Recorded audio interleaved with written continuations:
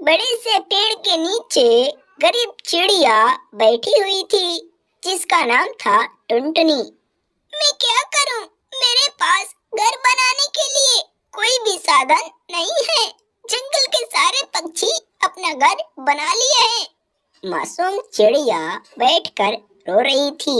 इस बड़े पेड़ को थोड़ा दया आया, बोला कि ओ बहन, तुमको क्या चाहिए बताओ ना, मैं तुम्हारा मदद करूंगा।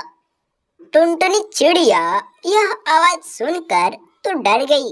चिड़िया को डरते देख पेड़ बोला कि ओ बहन, तुम डरो मत, मैं बोल रहा हूँ। पेड़ देखो, मैं तुम्हारा मदद करना चाहता हूँ, लेकिन तुम मेरा मदद कर दो तो। चिड़िया तो खुश हो गई, कहती है कि हाँ, क्यों नहीं भाई, तुम बताओ तो सही, मैं तुम्हारी हेल्प करूंगी। पेड़ बोला कि हाँ तो सुनो, तुम मेरे फलों को रक्षा करना, क्योंकि आज के बाद किसी भी पक्षियों को मेरा फल तोड़ने मत देना। मैं चाहता हूँ कि मेरे बीजों से इस जंगल में काफी सारे पेड़ लग जाएं। पेड़ की कमी हो गई है। यह बात सुनकर गरीब चिड़िया बहुत खुश हुई। लेकिन इसके बदले मुझको क्या मिलेगा? तुम जाओ, नहर के पास एक पेड़ है, उसी के नीचे मिट्टी का घर बना हुआ है। तुम उसको थोड़ा रिपेयर कर देना, रहने लायक हो जाएगा। और हाँ, वह कोई मामूली घर नहीं है, एक शक्तिशाली घर है। टुनटुनी यह बात सुनकर बहुत खुश हुई और फटाफट नहर के पास चल पड़ी। थोड़े समय बाद चिड़िया घर के पास पहुंची। घर को देखी तो घर बहुत सुंदर था, देखने में बहुत अच्छा था। चिड़िया को घर पसंद आया। उसके अंदर गई, देखी तो घर चकाचक था। धीरे धीरे शाम होने लगा। उसी दिन से टुनटुनी उसी घर में रहने लगी। अगले दिन सुबह हुआ तो चिड़िया उसी घर के दरवाजे पर बैठी हुई थी। उसके मन में एक ख्याल आया कि कल पेड़ ने बोला था कि यह घर कोई मामूली घर नहीं है, यह घर एक जादुई घर है, थोड़ा टेस्ट करो तो। चिड़िया उस घर से कुछ दाने मांगी। थोड़े ही समय में दाने आ गए। चिड़िया यह बात सुनकर बहुत खुश हुई। उसी जंगल के कुछ पक्षी आपस में बातें कर रहे थे कि आजकल तो टुनटुनी दिखाई नहीं देती, पता नहीं कहाँ चली गई। हाँ कालू भैया, पता नहीं कहाँ चली गई टुनटुनी बहन, आजकल दिखाई नहीं देती। यह सब पक्षी आपस में बातें कर रहे थे। टुनटुनी चिड़िया का जीवन धीरे धीरे कटता गया। इस पेड़ का फल कुछ बड़े हो चुके थे। चिड़िया, मैं सोचता हूँ कि तुम मेरे फलों को ले जाकर जंगल में लगा डालो, ताकि तुम पक्षियों के लिए यह जंगल बच जाए। हाँ क्यों नहीं भैया, मैं तुम्हारे फलों को जरूर ले जाऊंगी। बड़े से टोकरी में उन फलों को लेकर चल पड़ी।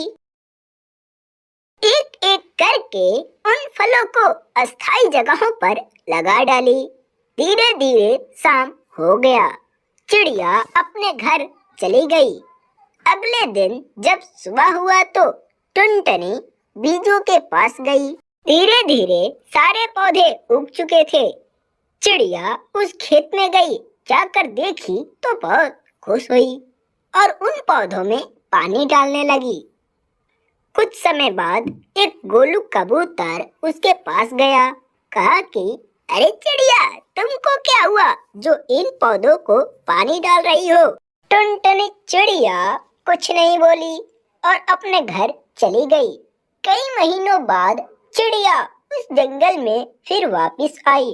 पेड़ से कुछ बातचीत करी और फिर उसी पौधों के पास चल पड़ी। आकर देखी तो पौधे काफी बड़े हो चुके थे।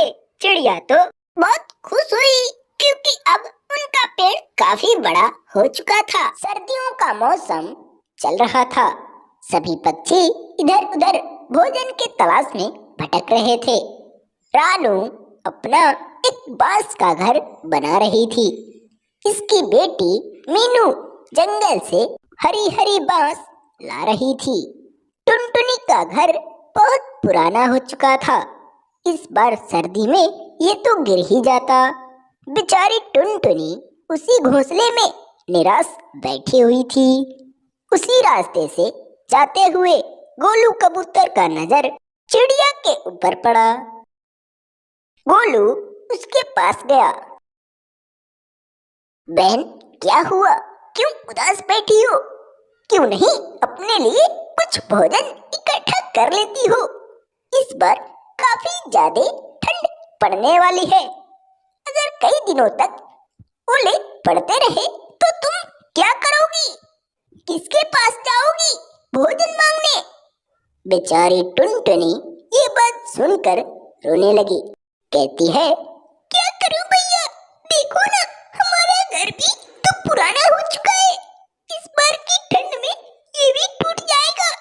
अरे चिंता मत करो बहन, मैं हूं ना, मैं तुम्हारा हेल्प कर देता हूँ। एक काम करो, चलो हमारे साथ जंगल से हरी हरी बांस लाते हैं, उसी से तुम्हारा घर बना देंगे। ये दोनों आपस में बातें करके जंगल चले गए। रानू की बेटी मुनमुन इन हरी हरी बांसों को ला रही थी और इसकी माँ अपने घर को बना रही थी। धीरे धीरे करके ठंड बढ़ने लगा और इधर शाम भी होने लगा। टुनटुनी और गोलू हरी हरी बांस लेकर घर की तरफ चल पड़े थे। अंधेरा होने के कारण साफ दिखाई नहीं पड़ रहा था। कैसे भी करके ये दोनों धीरे धीरे घर चले आए। अगले दिन जब सुबह हुआ तो बर्फ और ज्यादा पड़ने लगा। जंगल में एक भी पक्षी दिखाई नहीं पड़ रहे थे। गोलू और टुनटुनी इस घर को बनाने में लग चुके थे। कुछ घंटे कड़ी मेहनत करने के बाद चिड़िया का घर बनकर रेडी हो गया। भैया, अब क्या करें? हमारे पास तो भोजन है ही नहीं और पूरे जंगल में बर्फ गिर रही है। तभी गोलू के मन में एक ख्याल आता है। उस दिन इसी पेड़ से गोलू केले चुराया था। अरे बहन, तुम चिंता मत करो, मैं अभी केले लाता हूँ। और फटाफट उस केले की तरफ चला गया।